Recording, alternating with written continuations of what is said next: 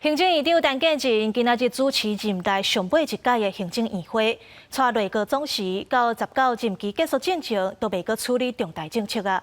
另外，前经济部长郭智辉伊讲，核能是清气的能源，引起讨论。未来这能源政策敢会转去放核电呢？经济部是强调讲，废核家园的目标未改变。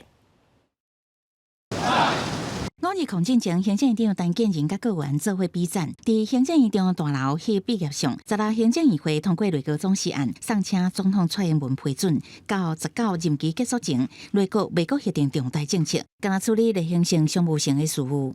各部会在既有的施政成果上，会努力来继续精进，并妥为传承交接，让政府的施政无缝接轨。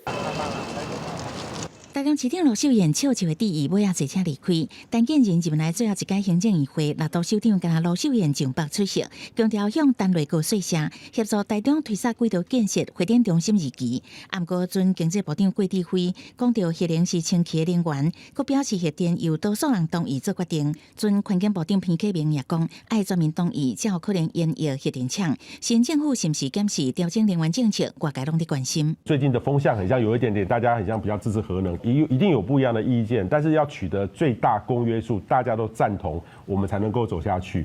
经济部补充说明，政府对恢复工园的目标，也个发展绿能的努力拢无变。5日控要到对华加强对台打压，中国国台办各点名制裁外台湾政治评论名嘴。伫要接任海基会董事长的行政院副院长陈文灿表示，不利两岸发展的做法，会伤害双方的季节，不利于两岸发展，而且不符合自由民主原则的。 任何做法，我想是伤害了两岸之间的这个互动。那我想这些做法在台湾是不容易得到支持的。陈文灿表示，希望对华一旦坚持互相尊重、善意对等，这才是两华交流的大方向。5日控了后，两华关系会安怎变化？各界拢在关心。记者综合报道。